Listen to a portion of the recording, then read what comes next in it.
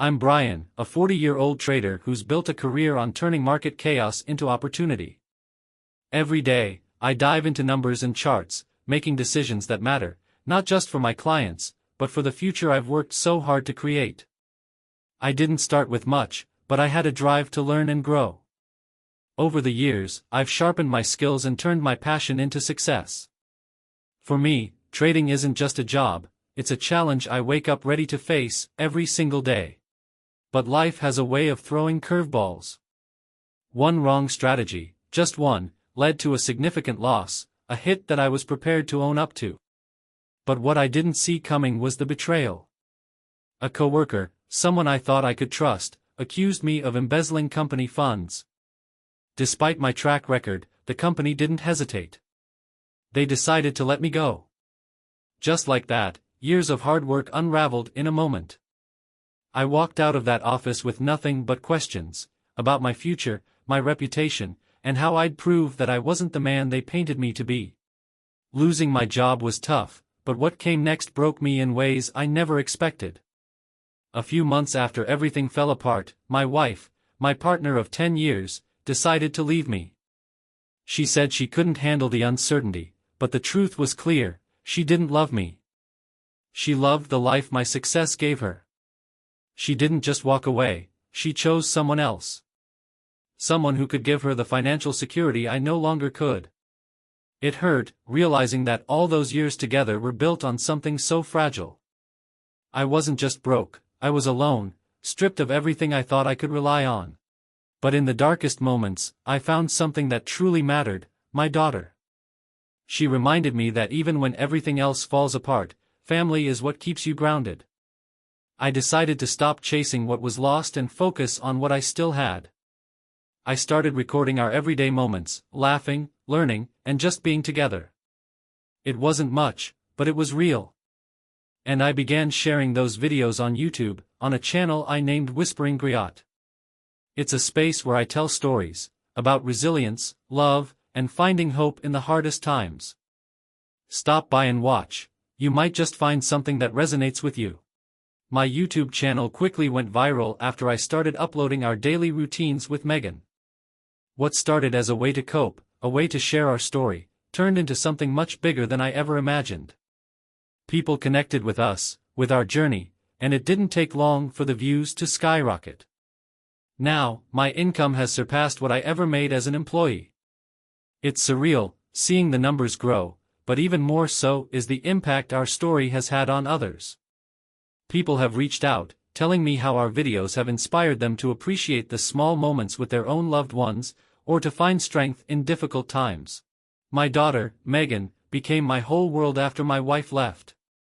But not long after, life dealt us another cruel hand. Megan fell ill, and soon, she couldn't move her lower body or even speak. The doctors said it was permanent, something they couldn't fix.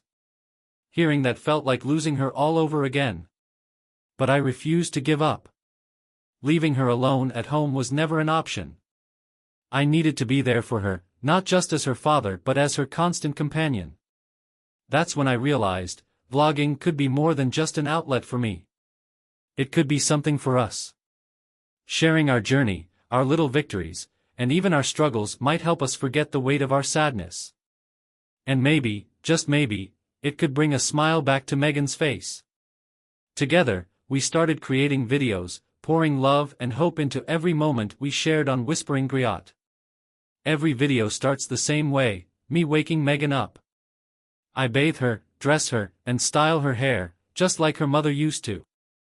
I always pick out a dress for her, something bright and cheerful, and tie her hair in a neat ponytail. It's our little routine, one that brings a sense of normalcy to our lives. After that, I cook for her, carefully preparing her meals, and sit beside her to feed her. It's a quiet, tender moment that reminds me how much she depends on me, and how much I cherish her.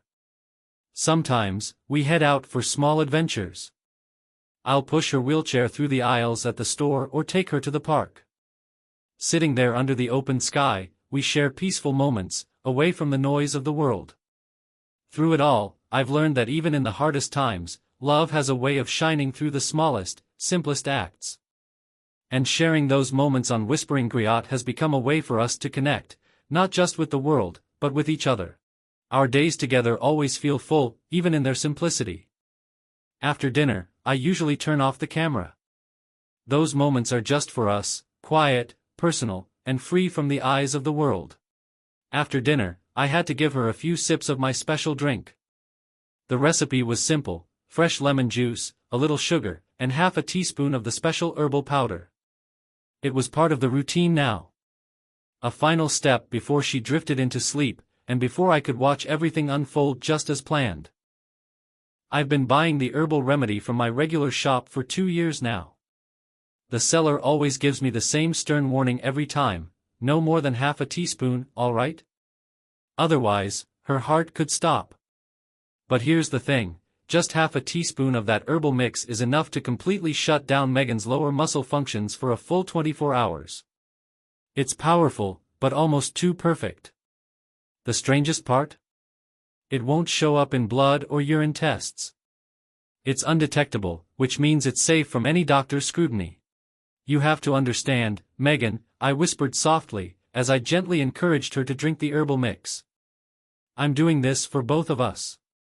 When your mom left, we lost everything, I continued, trying to reassure her, though I felt the weight of my own words. But look at us now. We have everything we need. Tears started to roll down her cheeks. I could see the pain in her eyes, the confusion, and maybe even the fear. In that moment, I knew she didn't understand fully, but I also knew she was suffering in ways I could never explain. I hated myself for it. I could feel it in the silence that followed. I knew, deep down, that she hated me for what I was doing to her. But I couldn't stop. I thought I was protecting her, securing our future, but the truth was, I was drowning us both in the lie I had created. I wiped her tears and smiled. Save them for the next video. It'll go viral. I walked to my room, grinning, a smile that wasn't for comfort, but for control. A psychopath's smile.